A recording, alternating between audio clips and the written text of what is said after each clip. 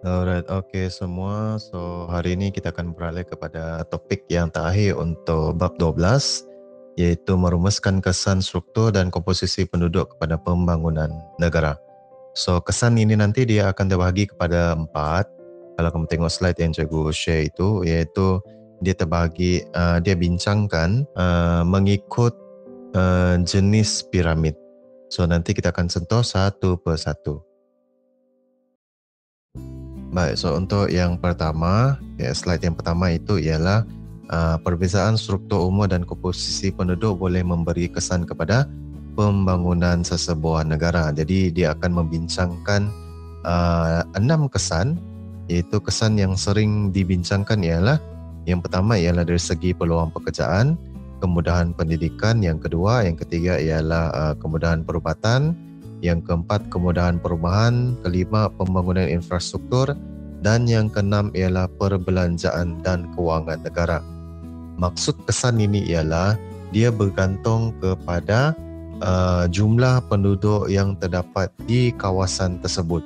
Jadi kalau jumlah penduduk dia sedikit, maksudnya pembangunan di kawasan itu akan lambat. Contoh kalau peluang penduduk dia sedikit, maksudnya kemudahan pendidikan dia akan kurang. Itu untuk dari segi kemudahan pendidikan. Contoh kalau penduduk dia sedikit, berkemungkinan kemudahan perubatan dia tidak mencukupi. Itu maksudnya ke-6 kesan itu tadi. Jadi nanti berdasarkan piramid penduduk itu kita akan bincang dari segi semua itu. Okey? Okey, untuk yang seterusnya kita beralih kepada komposisi piramid penduduk yang progresif. Masih ingat lagi piramid penduduk progresif? Dia macam piramid itu, bentuk betul-betul macam piramid di mana atas dia muncung, atas dia tajam, lepas tu di bawah piramid itu dia lebar. So untuk piramid penduduk jenis ini, penduduk yang ramai dapat menyediakan pasaran barangan yang luas seperti makanan, pakaian dan juga keperluan. Maksud ialah kalau penduduknya ramai akan membeli barang-barang yang dipasarkan. So, hasil jualannya akan semakin meningkat. Itu dari segi pasaran barangan. Maksudnya, semakin ramai orang membeli ataupun semakin ramai orang ingin mendapatkan barang keperluan. Jadi, barang keperluan harian itu akan semakin meningkat. So, pasaran barang itu akan juga semakin meningkat. Seperti pasaran barangan makanan, orang memerlukan makanan kan? Pakaian dan juga keperluan lain. Contohnya dalam satu keluarga itu ada 12 orang anak. Maksud dia perlukan makanan yang banyak. So, dia kena beli bekalan makanan yang banyak. Okey. Untuk yang kedua pula ialah penduduk dewasa di kawasan penduduk yang mempunyai piramid penduduk progresif ini. Dia akan menyediakan bekalan tenaga buruh yang ramai. Kalau kamu tengok komposisi penduduk piramid progresif ini, ramai golongan-golongan muda ataupun golongan dewasa. So golongan muda dan dewasa ini dia akan menyediakan tenaga kerja, tenaga buruh dalam sektor-sektor pekerjaan yang ditawarkan di tempat yang mempunyai penduduk progresif. Untuk yang seterusnya pula ialah pihak kerajaan perlu menyediakan peluang pekerjaan yang banyak. Sebabnya kenapa? Sebab penduduk yang ramai, kalau peluang pekerjaan dia sedikit, maksudnya ramai yang akan menganggur. Menganggur maksudnya tidak ada pekerjaan. Okey? Itu adalah peranan pihak kerajaan untuk mengurangkan kadar pengangguran di kawasan tersebut. Begitu juga dengan kemudahan pendidikan, kerajaan juga perlu menyediakan kemudahan pendidikan yang lengkap. Contohnya tadika dan sekolah-sekolah macam kamu sekolah menengah. Okey? Sebab kenapa? Sebab dia akan, kalau kerajaan bertindak seperti itu, dia akan mengurangkan kadar buta huruf di kawasan tersebut. So, kerajaan perlu menyediakan kemudahan pendidikan. Dan yang seterusnya yang terakhir untuk progresif ialah kerajaan perlu memperuntukkan perbelanjaan yang banyak untuk menanggung kos perubatan. Supaya, kenapa? Untuk mengurangkan kadar kematian di tempat tersebut, terutamanya kepada penduduk yang golongan tua. Jadi kerajaan perlu meningkatkan perbelanjaan dari segi penyediaan bahan-bahan perubatan Okay, macam ubat-ubatan perlu disediakan kepada penduduk golongan tua supaya umur mereka dapat bertahan sampai 80 ke 90 tahun. Jadi itu adalah untuk piramid progresif. Baik, kita beralih kepada yang seterusnya pula, iaitu komposisi piramid penduduk regresif. So, piramid penduduk regresif ini, penduduk dewasanya ramai seperti yang penduduk progresif tadi. Dia akan menyediakan peluang pekerjaan, bukan peluang pekerjaan, tapi tenaga buruh yang ramai. So, apabila penduduk dewasa ataupun penduduk remaja dia ramai, so maksudnya golongan ini adalah golongan yang aktif. Dia akan menyediakan tenaga kerja ataupun tenaga buruh yang ramai untuk mencukupi ataupun untuk memenuhi kehendak sektor-sektor pekerjaan yang terdapat di tempat tersebut. Contohnya negara seperti yang kamu tengok di yang bab yang lepas, iaitu negara seperti Singapura. Okay? So, ramai penduduk yang bekerja membolehkan pendapatan negara akan meningkat. So, apabila penduduk bekerja ramai, maksudnya perbelanjaan mereka pun banyak, jadi dia akan meningkatkan pendapatan negara yang mengalami penduduk regresif ini. Jadi, bagaimana sebenarnya negara ini boleh mendapat pendapatan? Jadi, negara ini mendapatkan pendapatan dari segi cukai pendapatan yang dikenakan dan juga aliran perbelanjaan penduduk yang semakin meningkat. Jadi itu adalah cara bagaimana negara di tempat yang mempunyai penduduk regresif ini mendapatkan pendapatan dari segi cukai pendapatan dan juga perbelanjaan yang tinggi daripada penduduk yang ramai. Yang seterusnya pula ialah kemudahan sosial. So, kemudahan sosial di sini merujuk kepada kemudahan pendidikan dan perubatan. So, kemudahan pendidikan dan perubatan ini dapat dirancang dengan lebih baik dan seimbang di kawasan penduduk yang regresif. Hampir sama seperti penduduk progresif tadi, di mana kemudahan pendidikan dan kemudahan perubatan ini perlu disediakan kepada penduduk yang contohnya pendidikan kepada penduduk remaja dan perubatan pula khas kepada penduduk yang tua. Jadi jumlah penduduk yang tua semakin meningkat, memerlukan kerajaan lebih fokus kepada penjagaan kesihatan mereka. Contohnya kerajaan buat ialah yang lain seperti rumah-rumah orang tua. So, rumah-rumah orang tua dia perlu disediakan untuk menempatkan golongan tua. Okay, di sana mereka boleh jaga.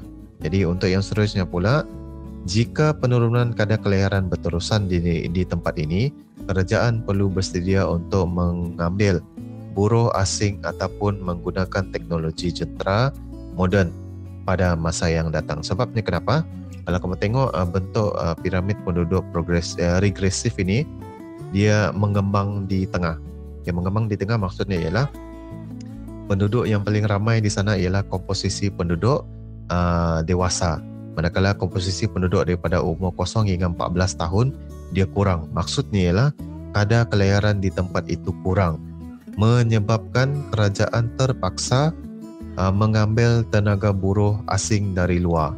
Sebabnya kenapa? Apabila kadar kelahiran kurang, dia akan menyebabkan golongan umur remaja akan kurang dan juga golongan umur dewasa akan kurang di tempat yang mengalami penduduk regresif ini. Jadi kerajaan perlu ambil dari luar tenaga buruh. So, untuk mencukupkan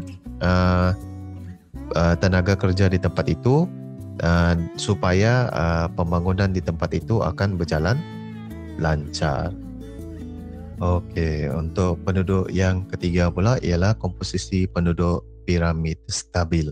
Piramid stabil ini maksudnya golongan 0 hingga 14, golongan remaja, lepas tu golongan dewasa dan juga golongan tuanya, semuanya hampir sama ramai. So maksudnya kalau kamu tengok dia punya bentuk piramid penduduk ini, dia rata daripada bawah sampai ke atas. Okey, dia punya jumlah penduduk dia sekata antara lelaki dan perempuan. So untuk piramid penduduk seperti ini, peningkatan penduduk tua memerlukan inisiatif tertentu daripada pihak kerajaan. So kerajaan pula perlu mengambil buruh asing untuk menampung kekurangan pekerjanya, di mana dalam sektor-sektor tertentulah seperti sektor pembinaan dan juga sektor pertanian. Okay. So untuk penduduk dewasanya pula dan juga tua, maksudnya penduduk dewasa dan penduduk tua yang ramai ini bermaksudnya kerajaan memiliki tenaga buruh yang berkualiti. So maksudnya kalau kamu tengok dia punya piramid penduduknya, ramai golongan dewasa dan golongan tua, ini akan menyebabkan pihak kerajaan di tempat yang mengalami piramid penduduk ini boleh menjalankan program R&D ataupun Research and Development ataupun penyelidikan dan pembangunan. Okay. Untuk melihat kualiti tenaga kerja tersebutlah, mereka boleh mengadakan kursus tentang bidang-bidang tertentu untuk meningkatkan kemahiran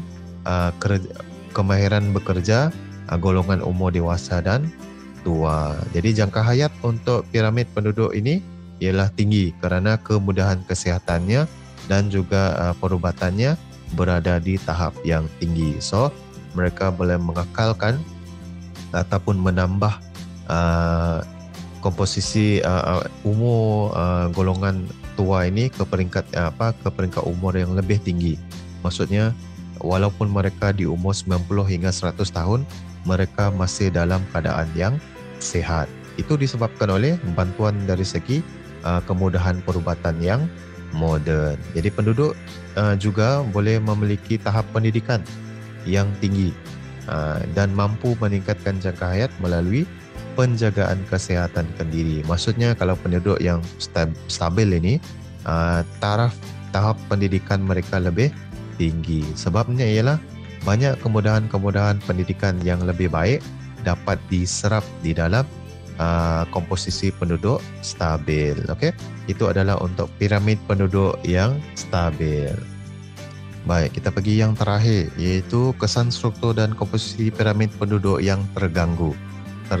Terganggu maksudnya kalau kamu tengok balik dia punya piramid penduduk, kalau kamu tengok dia punya graf bar di dalam piramid penduduk itu pun, kamu boleh tahu bahawa piramid itu terganggu. Di mana kalau kamu tengok ramai penduduk lelaki berbanding dengan penduduk perempuan. Penduduk perempuan dalam umur remaja, dewasa dan tua dia sedikit. So itu menggambarkan bahawa komposisi piramid penduduk ini terganggu dari segi jumlah jantinanya. Okey. Untuk kesannya pula, peningkatan migrasi masuk boleh menyebabkan banyak kesan sosial berlaku, iaitu masalah jenayah dan juga gangsterism. Okay, banyak masalah jenayah di kawasan penduduk inilah, dan aliran keluar mata wang negara dia pula semakin meningkat. Sebabnya kenapa? Sebab ramai penduduk di kawasan ini rela untuk bermigrasi keluar daripada kawasan yang mengalami penduduk terganggu ini, disebabkan oleh tadi ialah banyak masalah jenayah dan juga gangsterism. So mereka bertindak untuk keluar daripada tempat itu dan membawa sekali nilai mata wang mereka lah, sebab mereka perlu tukar nilai mata wang mereka di tempat lain dulu sebelum masuk ke tempat yang baru itu. Okey. Yang seterusnya pula ialah wujudnya persaingan untuk mendapatkan pekerjaan, okay, antara penduduk tempatan dan juga penduduk warga asing yang terdapat di tempat itu. So di sini menggambarkan bahawa peluang pekerjaan di tempat yang mengalami penduduk piramid terganggu ini agak sedikit jika dibandingkan dengan tenaga kerja. Tenaga kerja diramai menyebabkan peluang pekerjaan itu tidak dapat menampung jumlah tenaga kerja yang terlalu ramai. Maksudnya, contohnya di tempat ini ada 2 kilang sahaja, tapi orang yang menerima, orang yang ingin masuk bekerja ialah beribu-ribu orang. Sedangkan satu kilang itu hanya dapat menampung 80 pekerja sahaja. So, di situ dia akan menyebabkan persaingan lah. Siapa yang dapat kerja itu dulu, dialah yang bekerja di sana dulu. Siapa yang tidak dapat terpaksa menganggur. Okey, itu untuk yang ketiga. Yang seterusnya pula ialah berlakunya perkahwinan campur di antara penduduk tempatan dengan migran yang masuk. Contohnya ada migrasi daripada penduduk yang bermigrasi daripada tempat lain.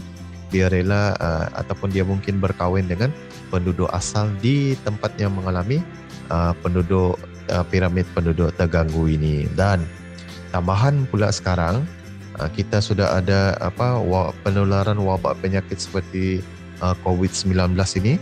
telah menyebabkan jumlah penduduk di kawasan tersebut semakin berkurangan.